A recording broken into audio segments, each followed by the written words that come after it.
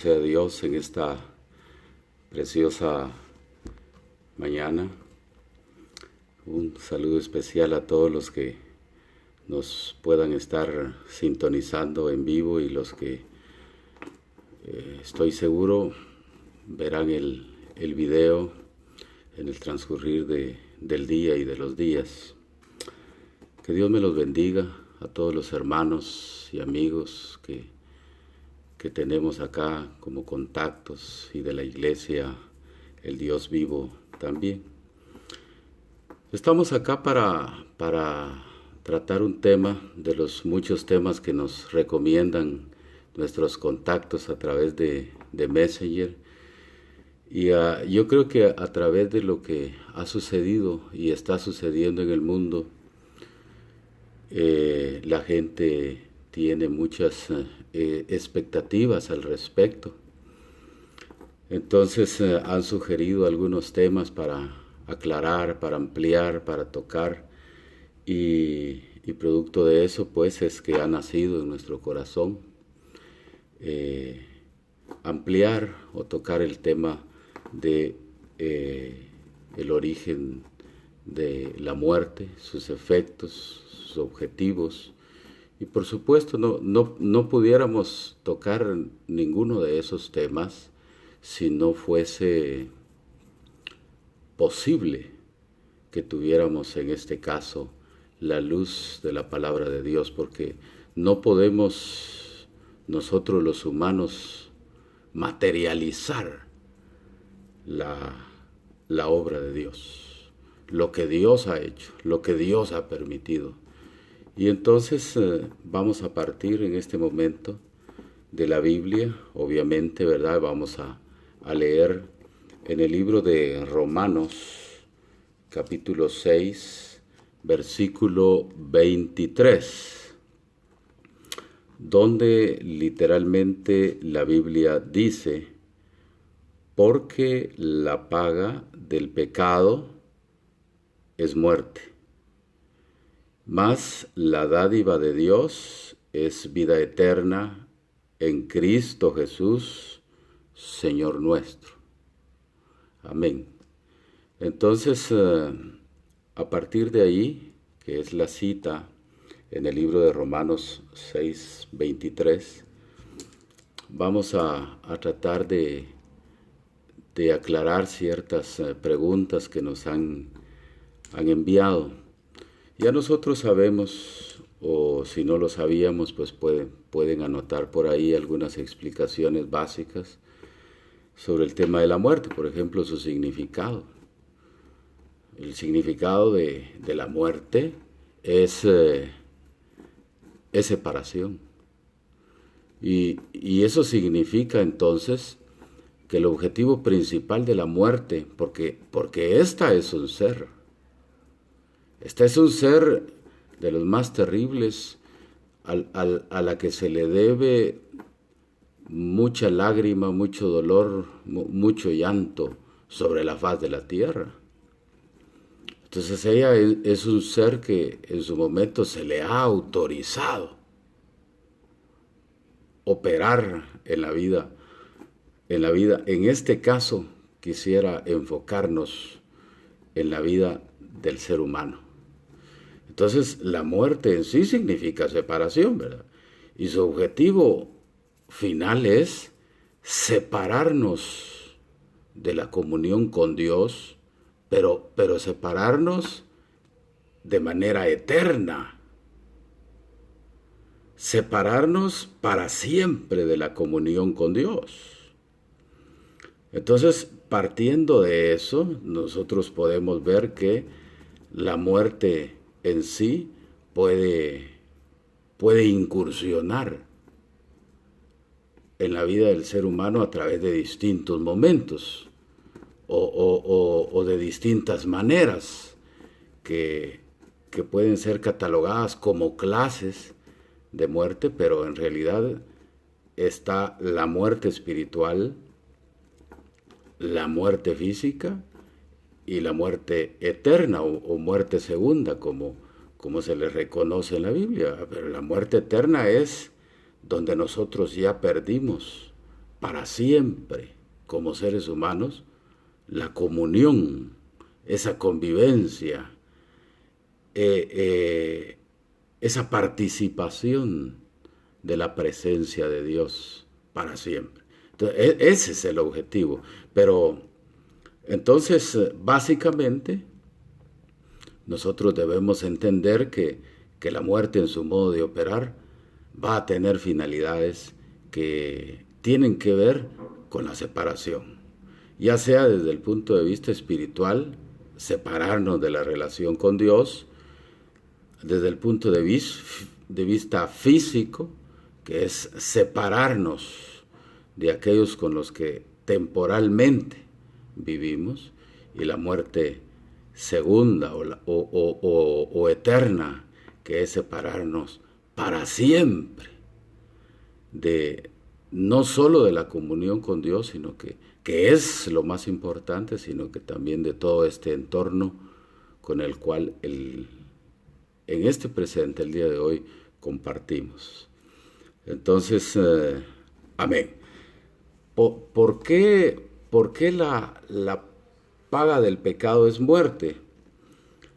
La paga del pecado es muerte porque para que ésta exista tenía que haber una causa, un vínculo o una fuerza que nos llevara a eso. Y eso forzosamente tiene que ser el pecado. No puede ser otra cosa. Tiene que ser el pecado porque el pecado es la única manera en que uno puede violar la ley de Dios. Y entonces, al violar la ley de Dios, uno peca.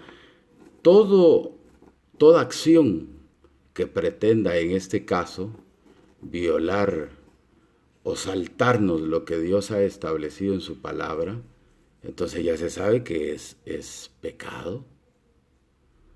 Todo lo que va en contra de lo que Dios quiere es pecado. Yo no sé, en realidad podemos en este momento hacer un inventario de las tantas veces que Dios nos ha manifestado su voluntad y no la hemos hecho. Y si no la hemos hecho, entonces es pecado. Si leemos su palabra y ahí dice qué quiere con respecto a nuestro caminar, entonces es pecado si no lo hacemos. Si estamos conscientes de que Dios quiere algo de nosotros y no lo hacemos, entonces es pecado. No necesariamente ligar las acciones a cosas que moralmente y desde el punto de vista social pueden ser catalogadas como pecado. Toda acción que viola o que no cumple con lo que Dios ha establecido dentro de su voluntad buena para con nosotros, entonces es pecado. Y el pecado va a ser la fuerza con la cual nosotros, en este caso, podemos experimentar la muerte. Ahora que ya está establecida la muerte, entonces lo que vamos a experimentar es la muerte espiritual, ¿verdad? Porque la muerte espiritual es primero. No podía haber muerte física si no había muerte espiritual de primero. Por eso Adán y Eva, allá en el libro de Génesis, cuando pecaron, no cayeron en ese momento muertos. Ellos pecaron, incumplieron con lo que Dios había establecido para ellos, porque era una cosa sencilla. Agradar a Dios cumpliendo los requerimientos. Y a cambio tenían un huerto a su disposición, donde eran señores, pero no cumplieron, entonces pecaron, y pecaron de manera consciente, pero en el momento que pecan, no caen muertos, físicamente sus cuerpos no cayeron a tierra, pero entonces, ¿qué sucede ahí? Lo que pasa es que sucedió que la muerte operó primero en su orden de manera espiritual, y esa muerte espiritual se traduce fácilmente al ver el contexto, donde fueron separados de la comunión que tenían con Dios en el nivel del huerto. Por eso fueron expulsados hasta de su santo huerto a vivir una vida común, a vivir una vida como personas comunes y corrientes, donde ya tenían que sacrificarse por algunas cosas, sudar por algunas cosas. Entonces empezaron a experimentar el dolor en algunos acontecimientos. Entonces significa que ellos siguieron viviendo, pero la primer separación que tuvieron fue la separación de la comunión con Dios. Y entonces, a partir de ahí, tuvieron ellos que buscar la manera de cómo arreglar su relación con Dios, pero ya desde el punto de vista humano, porque en el huerto no eran humanos comunes. En el huerto eran los señores de la creación, los administradores de la creación de Dios. Entonces, pero todo eso fue perdido por el pecado. O sea, el pecado va a ser la causa motriz, la fuerza que nos inicia a todos a violar la santa voluntad de Dios, establecida en su palabra, porque ahí en su palabra está todo, todos los ángulos de la vida del hombre están contemplados en la palabra bendita de Dios. Amén. Entonces, ¿por qué la paga del pecado es muerte?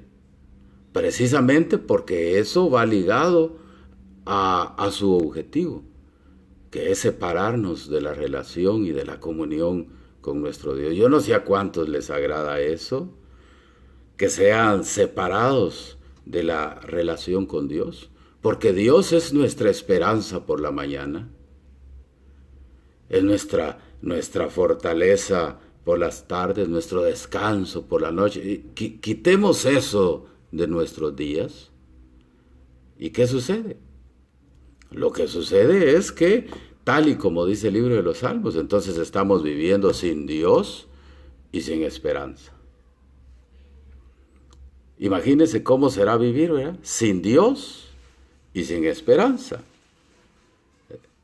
Ese es el objetivo, ¿verdad? Que nosotros podemos diagnosticar. Ahora, ¿cómo puedo yo darme cuenta de que estoy muriendo espiritualmente? No, eso es sencillo. Eso es sencillo. Fíjese que por ejemplo, lo que Moisés le dice al faraón, le dice, así dice el Señor, Jehová, así dice Dios, deja ir a mi pueblo, porque es necesario que me adore. Estamos hablando a nivel de pueblo, porque es necesario que me adore en el desierto. Porque Dios quería que le fuera a hacer culto. Y entonces dijo Faraón, ¿verdad? No, lo que podemos hacer es que vayan solo los hombres. Entonces, como que se parece algo a nuestra condición actual. Uno puede saber cuándo en realidad está muriendo espiritualmente, cuando a lo mejor en casa ya no quiere ir toda la familia a la iglesia, a hacerle culto a Dios. Cuando hay hombres que mejor prefieren mandar a sus mujeres a la iglesia, o cuando hay mujeres que dicen, no, mejor que vaya él, ¿verdad? Él es el hombre, que vaya al culto. Y yo he sabido de casos, amados hermanos y amigos, con todo amor y con todo respeto, he sabido de casos donde de toda la familia, a veces un niño va a la iglesia. Entonces, ese niño pudiera ser el único vínculo. Pero en realidad, cuando nuestra vida es así, no va todo el pueblo, no va toda la familia a la iglesia. Uno puede llegar a la conclusión claramente de que está muriendo espiritualmente. Si no es que ya está muerto. Porque hay gente que ya cuando ve a un hermano que viene de la iglesia, ya se le esconde. Y tal vez el otro solo saludarlo con todo aprecio. Y mire, pero ni a los demonios le sale huyendo tan rápido como le sale huyendo a un hermano, que lo único que va a hacer es invitarlo, recordarle que ahí está la iglesia. Entonces, hay gente que se excusa y dice, miren, yo oro en mi casa, yo leo la Biblia en mi casa, ahí platico con Dios. Sí, pero es necesario la iglesia. Así, mire, si el doctor tiene una clínica y si el maestro tiene un aula, ¿saben? O el abogado pues tiene una oficina en su bufete. Entonces así Dios también tiene un local para tratar colectivamente a su pueblo. No podemos nosotros dejar desapercibido ese tema. Hay que buscar de Dios en la casa y en la iglesia. Por eso Jesús iba a la iglesia. Oraba en su casa, oraba en los montes, hablaba con Dios su Padre, pero también dice la Biblia que asistía a la hora de la oración en la iglesia, asistía a las actividades de la iglesia, a las fiestas que se daban en la iglesia, llamada en aquel tiempo sinagoga, pero era el recinto donde Dios trata, y sigue siendo el recinto donde Dios trata con su pueblo de manera colectiva. Entonces, si no está pasando eso, si la llama no arde por eso, tú puedes darte cuenta que ya tienes un problema espiritual. Si pasan los días y sientes que tu corazón ya no anhela buscar la presencia de Dios en ese ángulo, entonces tú puedes llegar a la conclusión que estás muriendo espiritualmente. Si ya no deseas tú ir a la iglesia, si ya no deseas orar, ¿desde hace cuánto, por ejemplo, dejaste de leer la Biblia? ¿Hace cuánto fue que leíste el último versículo de la Biblia? ¿Hace cuánto fue que formalmente doblaste tus rodillas para orar, para hablar con Dios? ¿Hace cuánto? Bueno, ahora con este tema que ha sucedido con la pandemia, que cerraron las iglesias de forma legal, imagínense. Entonces mucha gente tenía que acudir al devocional individual, a la construcción de un altar personal para permanecer en la comunión con Dios. Y entonces, en lugar de hacerlo, se acomodó. Entonces podemos nosotros concluir, ¿desde hace cuánto tiempo no concientizo en la voluntad de Dios para mí? Y yo cedo construyendo mi altar personal en búsqueda del fortalecimiento de la comunión con Dios y yo con Dios. Pero si no se ha hecho, al contrario, se está perdiendo el deseo, ahí respondo a la pregunta. Ahí me estoy dando cuenta que mi ser espiritual está muriendo.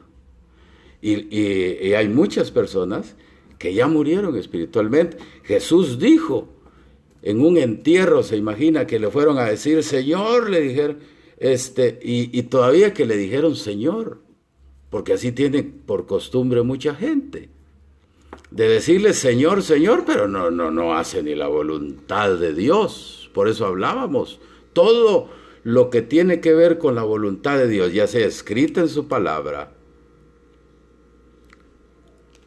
o una voluntad que nosotros sabemos dentro de nosotros que hay que hacerlo, pero no lo hacemos, sino que practicamos otro tipo de acciones que no cumplen lo que Dios en realidad quiere, es pecado. Y por el pecado, dice aquí la Biblia, entonces entró la muerte. La paga del pecado fue la muerte. Pero no podía el hombre morir físicamente si no moría espiritualmente primero. Porque el fin primordial de la muerte, ya lo hablábamos, es separarnos de manera eterna de la comunión con Dios. Ahora, si estamos muriendo y algunos ya están muertos espiritualmente hablando, entonces ya no anhelan, ya ni se recuerdan de la iglesia, ni se recuerdan durante el día que tienen Dios. Por eso es que Dios nos hace el favor de apretarnos en la vida con circunstancias para que nos acordemos. ¿Fíjese? Gloria a Dios. Entonces le fueron a llorar que se había muerto un familiar. ¿Y qué tuvo que decir él? Dijo, no hay pena. Y le dijo a la gente, dejen que los muertos entierren a sus muertos. ¿Cómo así? Si solo uno había muerto, pero había gente que lo iba a enterrar. Y dice Jesús que ellos ya estaban muertos espiritualmente. O sea, eran personas que andaban trabajando o que andaban haciendo sus actividades diarias de la vida, ¿verdad? Que andaban de alguna manera resolviendo sus problemas, sus circunstancias, sus cosas personales, ¿verdad? Realizándose, trabajando. Algunos, dice la Biblia, hasta casándose, por eso no fueron al culto, a la fiesta que el padre había preparado con su hijo. Entonces, ¿qué pasó ahí? ¿Qué tiene que decir drásticamente Jesús? Que son muertos espirituales. Y ahí está la base. Ahí está todo. Gloria a Dios. Entonces, así es como nosotros podemos darnos cuenta de que estamos muriendo o ya estamos muertos espiritualmente. Gloria al Señor. Espero que eso solo esté sucediendo en otro planeta, no en la vida de nosotros, porque realmente y de manera personal yo anhelo que tú estés gozando de la comunión con Dios. Yo anhelo con todo mi corazón que tú estés disfrutando y que no seas de aquellas personas que solo desean la bendición de Dios, sino que también deseas de su presencia, sino que también deseas de la comunión, porque tan lindo, de verdad te lo digo, tan lindo y hermoso es el amor de Dios. No hay nada más precioso en la vida que sentir el amor de Dios en uno. Ese es lo máximo. Podemos tener un encuentro personal con familiares, hasta con nuestra pareja. ¡Ay, Dios! El momento en que nos conocimos con nuestra pareja, histórico, marcó nuestra vida para siempre, pero no lo va a marcar como marcó el momento en que nosotros conocimos a Dios y le dimos entrada al amor de Dios en nuestra vida, en nuestro corazón. Se saturó, sentimos esa fragancia. Gloria a Dios. Entonces, el tema de la muerte espiritual realmente es delicado. Porque no solo a partir de eso podía el hombre experimentar la muerte física, sino que también llegar al más grande de los extremos, que es la muerte eterna, que es eterna separación del hombre con la relación que debe tener con Dios. Ahora, viendo esa situación, dice aquí en el versículo que estábamos hablando, que si la paga del pecado es muerte, entonces viene Dios a dar una dádiva, que es la vida eterna. Pero esa dádiva se encuentra en Cristo Jesús. Dice ahí en el versículo 23, así parafraseando, siempre y cuando Cristo Jesús sea nuestro Señor.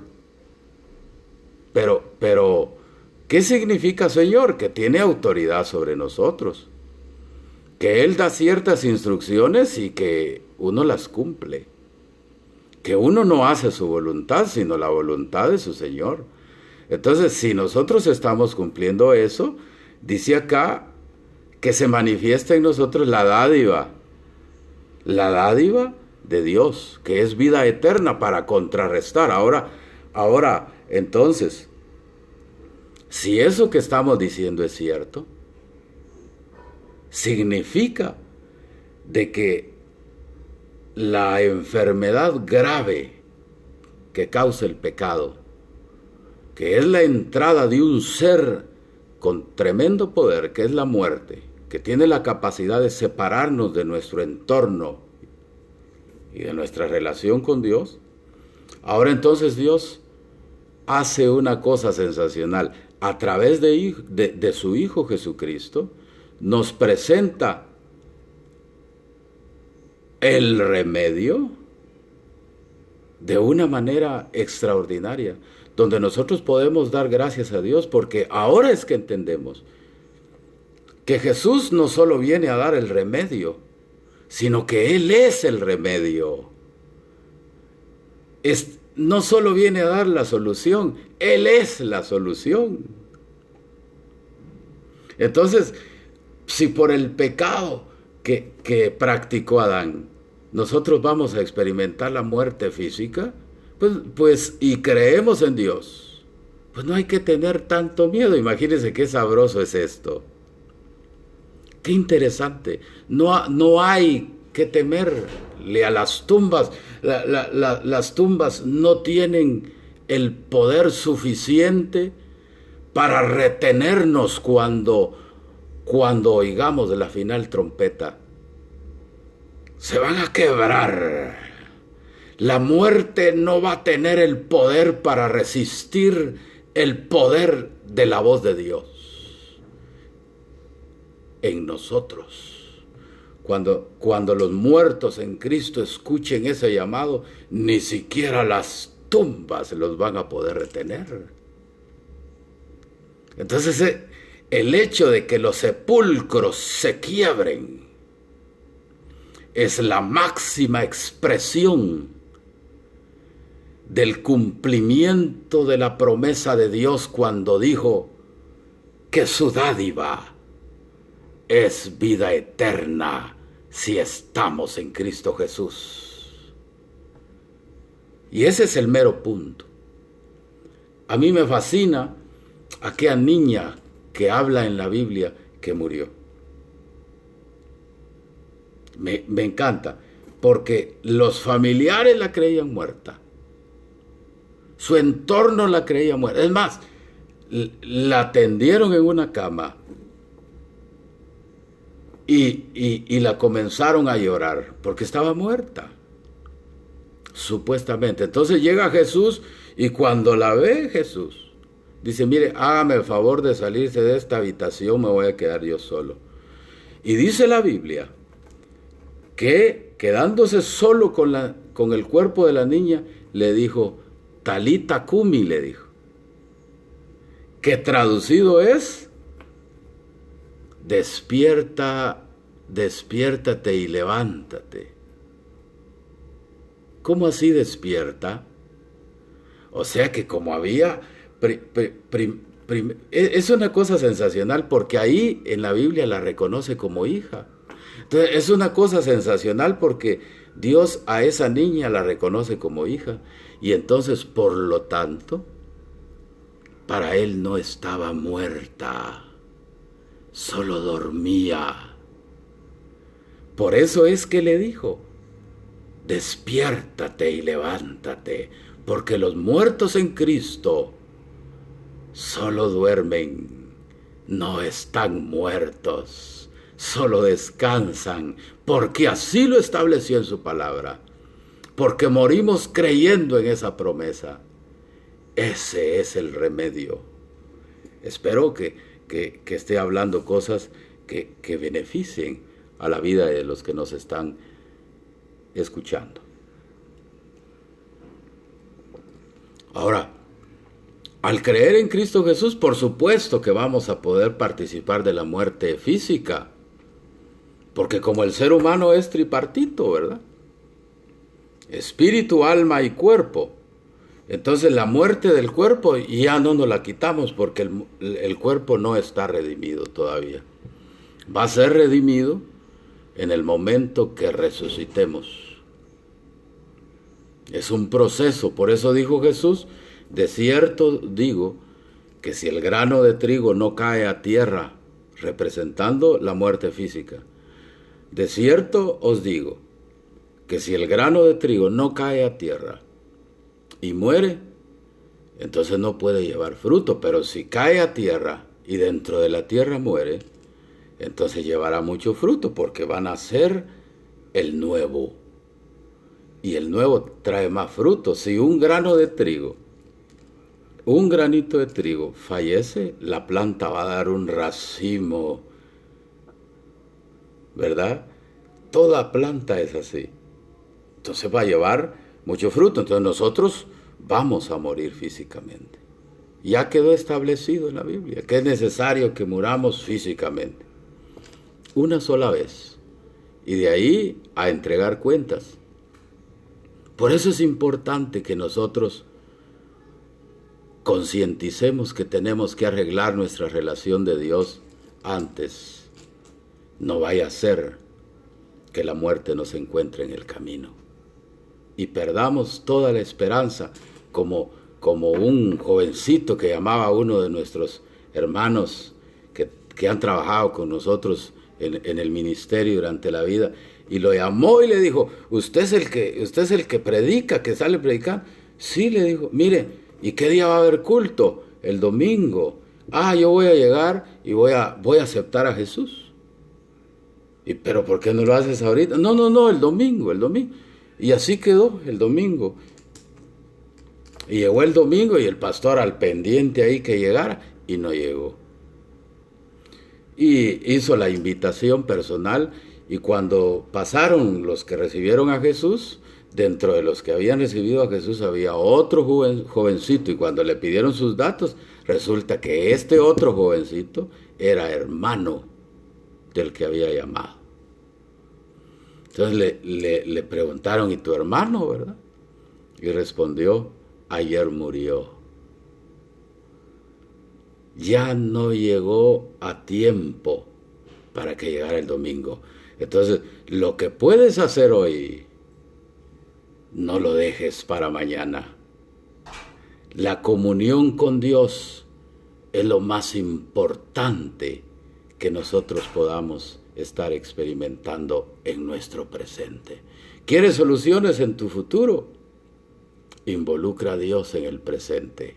Tiene que ser así, en el nombre de Jesús. Entonces, lo que pasa con los que mueren creyendo en Cristo es que ellos van a resucitar.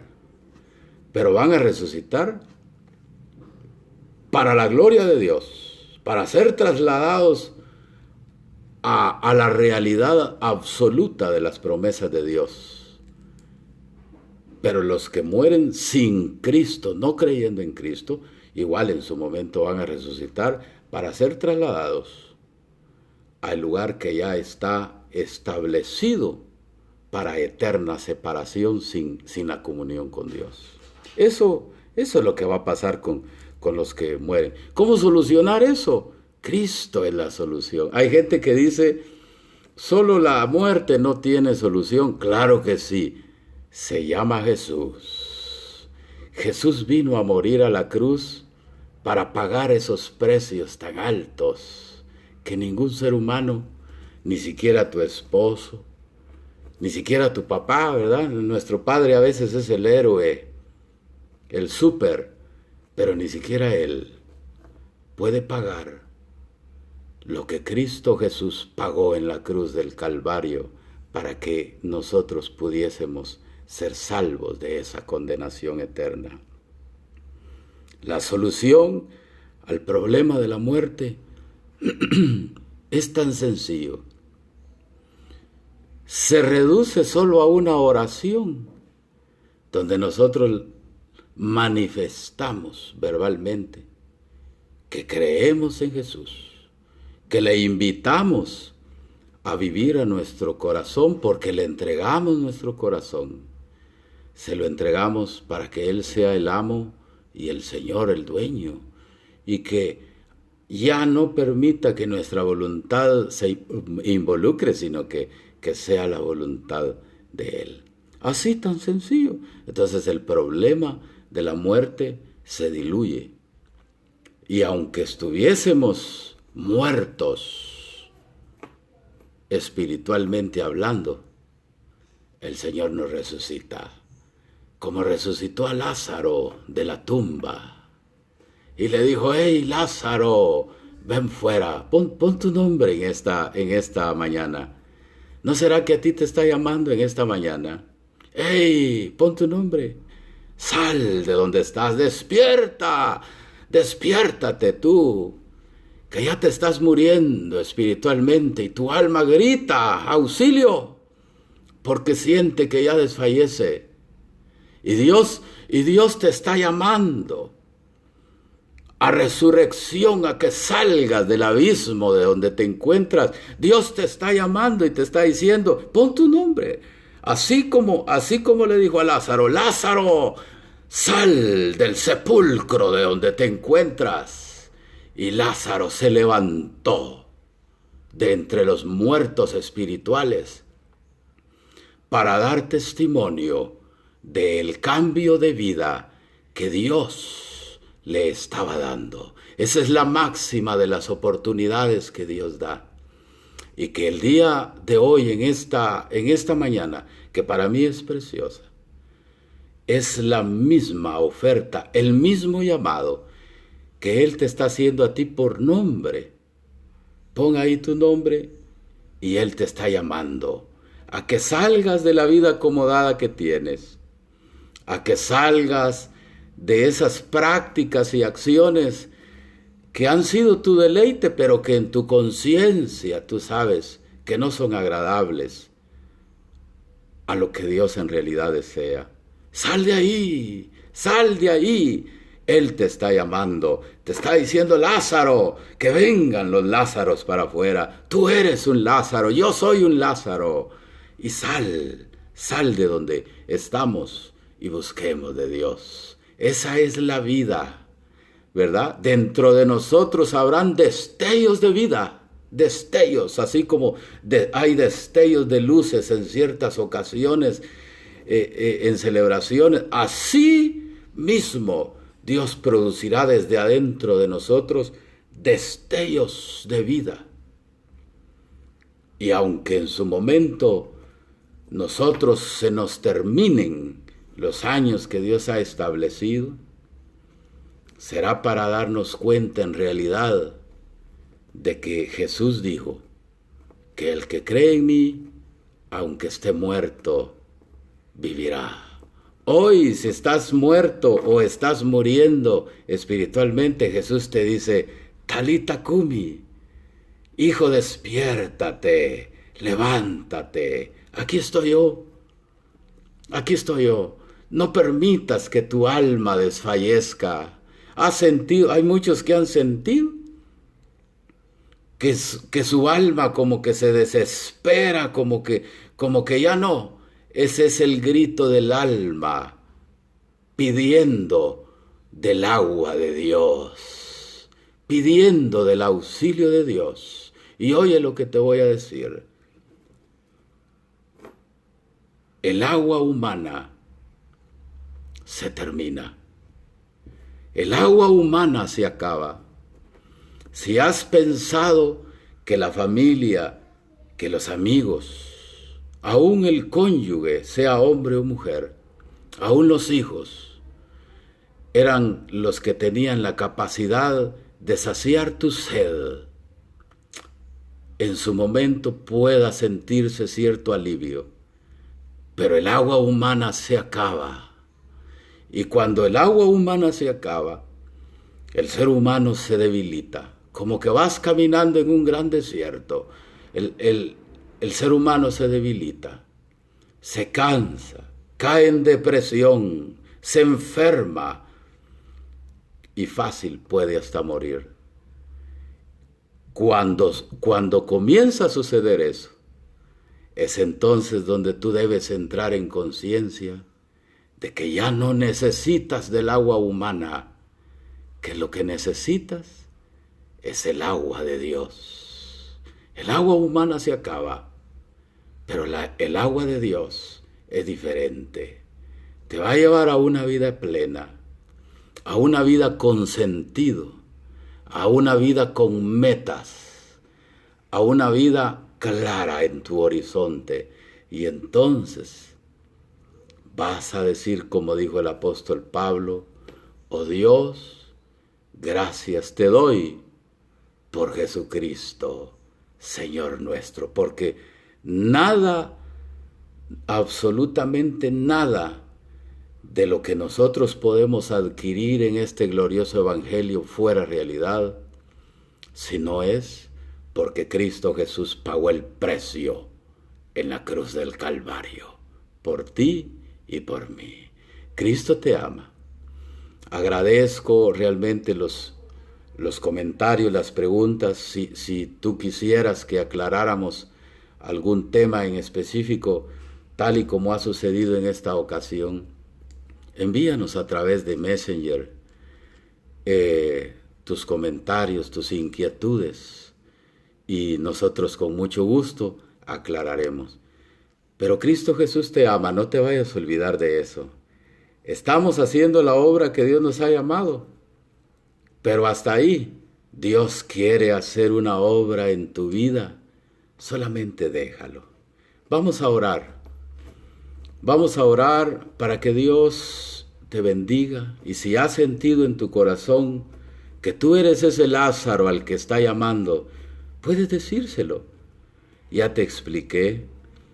Tú puedes notar cuando estás muriendo espiritualmente, cuando empiezas a sentir que ya no deseas ir a la iglesia. Asiste, congrégate. Lo hizo Jesús, no lo vamos a hacer nosotros. Lo hicieron los grandes hombres de Dios en la Biblia, no lo vamos a hacer nosotros. Busquemos, arreglémonos con Dios, pidámosle perdón por nuestros pecados, démosle nuestra vida. Dejemos que Dios se haga grande en nosotros. Dejemos que la gente diga: wow, cómo Dios está y ha cambiado a este hombre o a esta mujer. Padre, en el nombre de Jesús, oramos para que tu mano se extienda y que de manera especial se extienda con lazos de amor para toda esa gente que necesita volver a vivir en su ser espiritual, Señor. Yo te suplico que los hombres y las mujeres puedan experimentar definitivamente de ese amor que yo sentí cuando tú me llamaste un día, cuando yo escuché que tú me llamaste y me dijiste: te amo, aquí estoy, y yo te entregué mi corazón.